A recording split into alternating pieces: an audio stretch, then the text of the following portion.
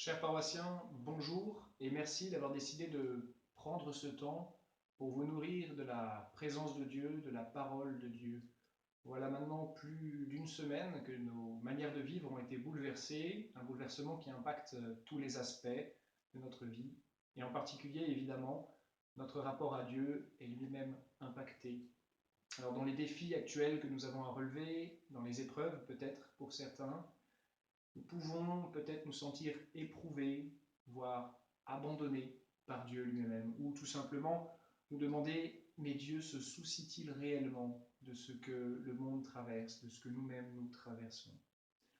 Le monde en général, mais également de nos propres vies, de nos inquiétudes face à l'avenir, le travail, le futur du travail, la situation conjugale parfois pour des couples qui sont physiquement séparés pour le moment. Mais ce temps de confinement fait aussi rejaillir parfois des choses plus profondes en nous, des traits de caractère que nous pensions réglés, traités depuis longtemps, qui refont surface avec force, avec violence parfois, et qui peuvent nous effrayer. Dieu se soucie-t-il de tout ce qui nous habite, de ce que nous traversons intérieurement? Eh bien voilà, c'est ce que je voudrais aborder aujourd'hui. Regarder l'attitude de Dieu face à la détresse des hommes.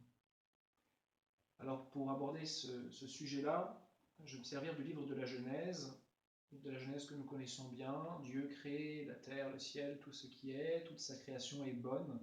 Il n'y a pas de place dans sa création pour le mal et la mort. Dieu n'a pas voulu la mort, n'a pas voulu la souffrance pour sa création. On le sait, on l'a déjà beaucoup entendu, mais c'est bon de se le redire parfois. Il y a cette belle phrase du livre de la sagesse, premier chapitre de la sagesse, qui dit « Dieu n'a pas fait la mort, il ne prend aucun plaisir à la mort de ses créatures. » Alors, dans ce paradis et cette situation, la souffrance et le mal sont bel et bien entrés avec l'épisode du serpent, de la pomme, etc. C'est pas de ça que je veux parler, moi je veux vraiment regarder l'attitude de Dieu face à cet acte-là. Lorsque Dieu découvre ce qu'il s'est passé, d'abord il appelle Adam, il le cherche, mais lorsqu'il voit tout ce qu'il s'est passé, la première chose qu'il fait, c'est qu'il laisse échapper un cri, un vrai cri du cœur. Qu'as-tu fait là? Adam, qu'as-tu fait là? Ce cri, cette parole, c'est pas d'abord une condamnation de Dieu, c'est pas son premier réflexe, pas du tout. C'est d'abord le cri du cœur d'un père qui voit bien et l'acte de son enfant, mais également les conséquences qui vont découler de cet acte. C'est quelque chose que tout parent a pu vivre avec ses propres enfants. Lorsque nous le voyons faire un choix, nous, avec l'expérience, le recul un peu que nous pouvons avoir, nous voyons également tout ce qui va découler de cet acte. Et cela nous fait souffrir. Voilà la réaction de Dieu. Et d'ailleurs, la suite du chapitre, c'est vraiment ça. Dieu va annoncer ses conséquences en disant « Mais puisque tu as posé cet acte, puisque tu t'es coupé de la source de vie, de moi, ton Dieu, alors oui, tu vas vivre par toi-même, mais ça va être difficile parce que tu n'es pas fait pour être seul, pour vivre cela seul, pour subir le mal. Le travail qui devait être quelque chose de beau, qui aidait les hommes à grandir, à façonner le monde, à travailler en harmonie, va devenir source de souffrance. Les rapports entre les hommes et les femmes vont être abîmés avec séduction, domination. Voilà ce qu'il va se passer, voilà ce que tu as choisi sans le savoir, mais que tu as choisi. Mais le premier acte de Dieu, véritablement face à ça, c'est le suivant, on le trouve au verset 21. Le Seigneur Dieu fit à l'homme et à sa femme des tuniques de peau et les en revêtit.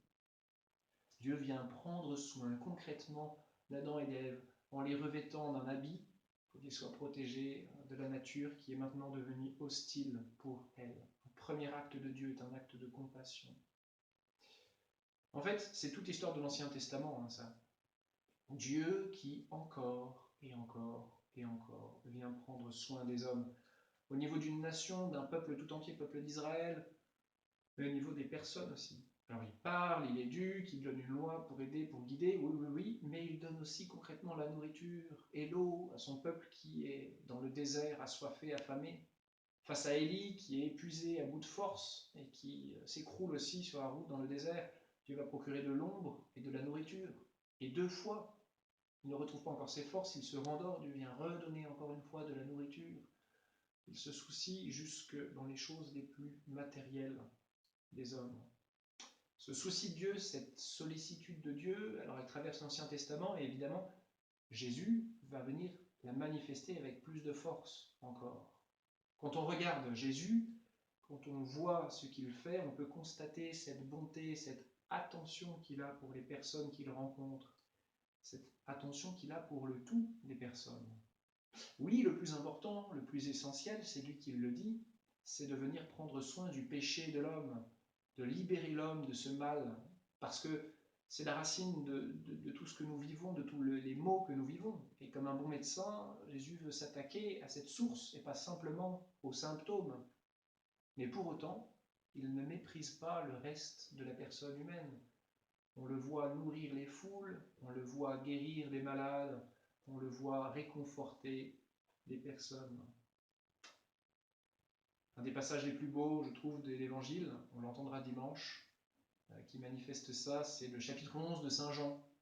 Chapitre 11, donc, la maladie, la mort de Lazare et sa réanimation. Tout début de ce passage commence avec quelqu'un qui vient trouver Jésus et qui dit « Seigneur, celui que tu aimes est malade. Celui que tu aimes est malade. » On voit déjà cet attachement de Jésus, mais non de Dieu, à une personne particulière pour ce que lui traverse.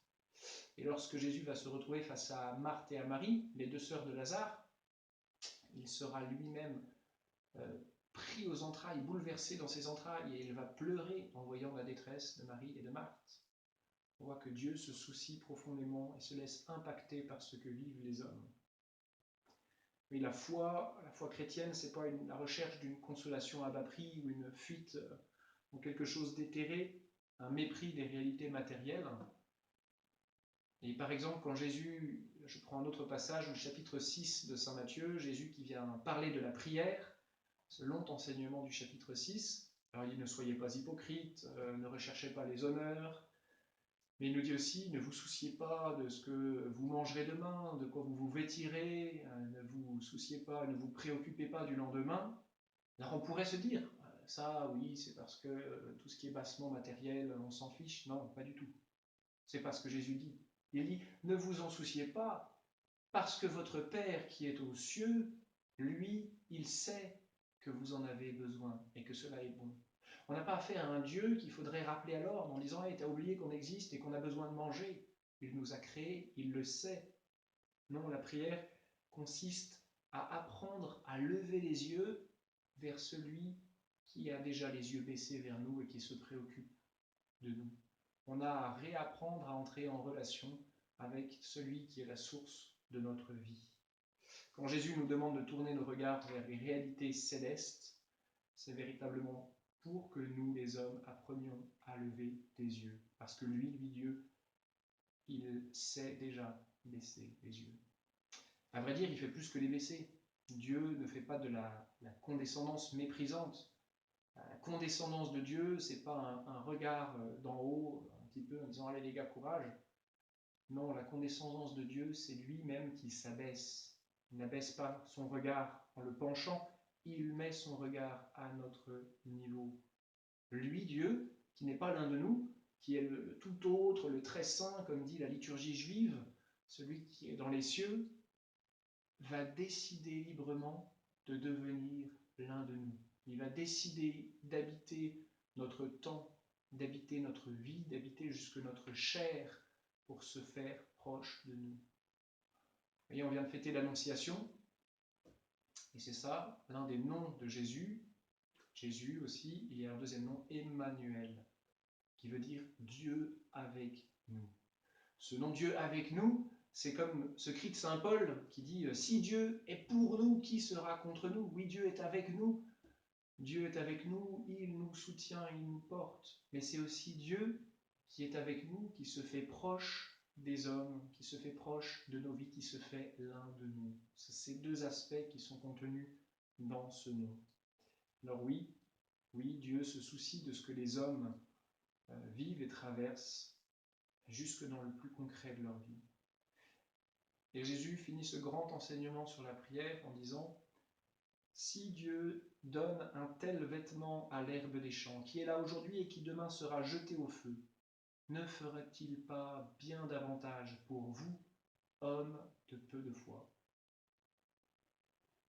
Alors ça, c'est la conclusion de ce chapitre. C'est un peu provocateur de la part de Jésus. Pourquoi est-ce qu'il vient avec cette question de la foi? Est-ce que c'est une parole aussi un peu d'accusation? Eh bien non. C'est la même chose que pour la Genèse, il me semble. C'est un cri de souffrance de Dieu qui souffre du manque de foi, du manque de confiance des hommes. C'est la suite du péché des origines finalement. On croit plus ou moins en Dieu avec ce qu'on peut, avec ce qu'on est, mais on a bien de la peine, moi, Olivier, j'ai bien de la peine à prendre conscience qu'il est présent, qu'il est là et qu'il agit. Dans le quotidien de ma vie, en général, c'est plutôt en regardant en arrière et en relisant ma vie que je découvre « Ah, en fait, il était là !» Mais dans le présent, je m'affole et je m'agite tout seul, en m'inquiétant parfois profondément.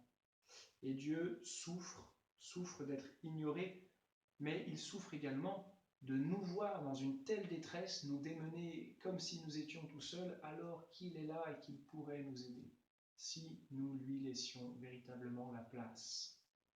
Alors en sens contraire, je me permets un petit témoignage, lorsque nous arrivons un peu à lui laisser de la place, je me souviens un passage, quand j'étais jeune converti, je quittais Lyon pour aller travailler au commissariat à l'énergie à Grenoble, et j'allais chercher un appartement.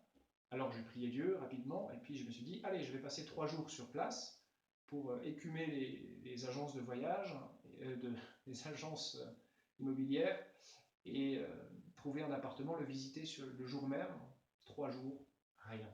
Que des appartements horribles ou hors de prix, impossible.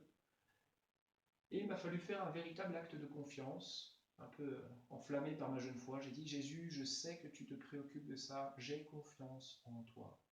Alors j'ai continué à chercher un peu, à distance, et finalement, à part de toutes mes recherches, mon futur maître de stage de fin d'études qui m'appelle et qui me propose de reprendre son appartement situé en plein centre-ville pour un prix modique, avec un tram qui m'amène jusqu'à mon lieu de mon travail en direct. Extraordinaire, réponse de Dieu à ma prière.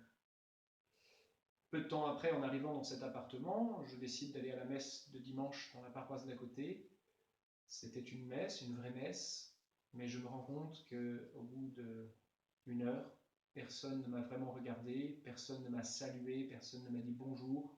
J'étais encore timide, arrivant dans une foule, pas vraiment de personnes de mon âge, c'est vrai, et c'était dur pour moi. Alors je suis rentré dans mon appartement et j'ai prié le Seigneur en disant, mais je me connais, Jésus, je me connais, et dans cette paroisse, je ne vais pas tenir le coup, je vais arrêter d'aller à la messe très rapidement, et ça, je ne le veux pas. Je viens de te redécouvrir, je veux pouvoir continuer à demeurer avec toi. Viens à mon aide, aide-moi. Alors quand j'ai fini cette prière, j'ai cherché un petit peu sur Internet comme j'ai pu, et je suis tombé effectivement sur la pastorale des jeunes à Grenoble, qui avait des propositions pour moi. Je suis allé voir timidement, et là, j'ai été entraîné. Un mois après, j'étais dans la chorale de cette pastorale, j'étais même sacristain. Je connaissais 30-40 personnes avec qui j'allais boire régulièrement des verres ou avec qui je faisais des promenades en montagne. Voilà, Dieu répond à nos prières. Alors pas toujours en prenant le chemin auquel on s'attend, mais toujours il répond. Pas toujours en prenant le chemin le plus facile non plus, mais Dieu est fidèle. Alors confions-lui nos vies, confions-lui nos préoccupations, confions-lui nos proches, et prenons ce temps pour apprendre à lui faire confiance, apprendre sans démissionner nous-mêmes, à lui faire confiance, à nous dire que véritablement il est là et il agit.